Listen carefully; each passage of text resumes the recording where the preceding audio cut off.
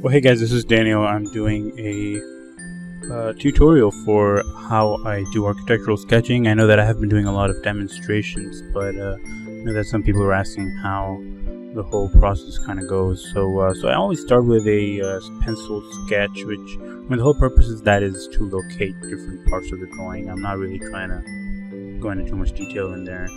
And then you start with a pen. That's step number 2.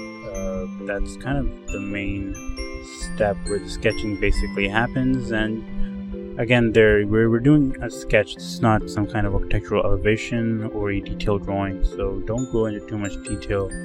That's kind of the whole purpose of the sketch. We're not doing a high level detailed render. This is supposed to be very quick, sort of basic details, not going into a lot of depth here. We're not trying to have some kind of construction documents or anything like that. This is really kind of bare bones, just give the visual feel of the building, what you feel when you look at it. Sense of scale, getting the proportions correct, that's kind of the goal here. So if you're doing a sketch straight out of just visually looking at a building or looking at a photograph, kind of the same process here, just trying to, first of all, you get the proportions correct, you get the different elements of the drawing in place, and you just draw them out. It's don't worry too much about whether you're getting any detail correctly or incorrectly. Once you have the pencil sketch in place, it's really hard to mess up here. Even if you do, you can always kind of recoup for that later on, as you will see, because my favorite step actually comes after this, which is kind of blending everything together. So what I'm doing right now is just trying to trace out different elements of the drawing. This is a town square kind of picture that I found on Pinterest. A lot of times I would take these references from either websites or like Pinterest is a good source, unsplash.com. I think there's one called Pixabay. If I have a good photograph from when I probably travel in Europe or some cool place, I would use that. But normally I go to Pinterest or someplace like that. So what I'm doing right now is I'm trying to locate sort of the supporting elements of the drawing. Our main focus here is the tower, so that would get my most attention. As further away as you go from your main subject, the level of detail kind of goes down a little. So you would see that when I'm drawing this building here, for example, I barely really care about the perspective or some of the details, how many vendors are there. Really not that important to me.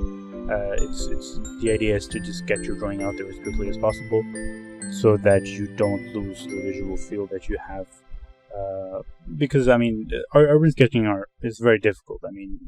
To get every little detail correctly would be nearly impossible. It'll take hours, and that kind of defeats the purpose of sketching for me. So the focus is on just getting the feel right.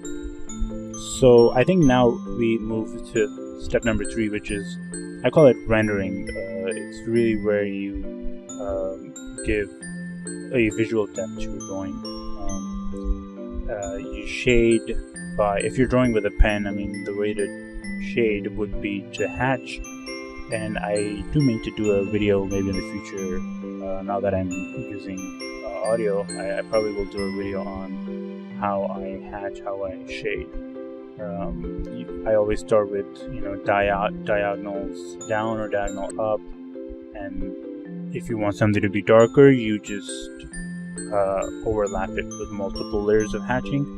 If you want something to be lighter, you just do a very light pressure hatch in one direction, and then you just move on to the next one.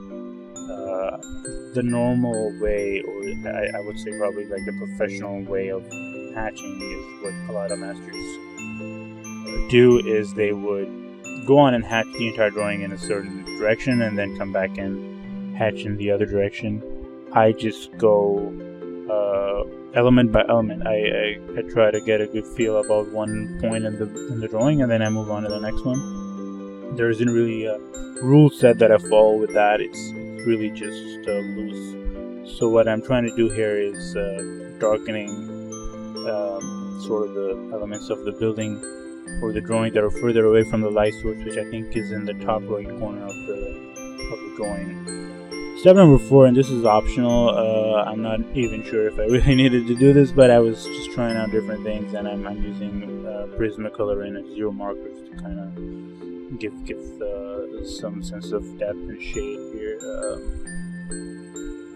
That's kind of how, you could play with that in different ways. It's really up to you. So yeah, that was the 4 steps, and yeah, just let me know.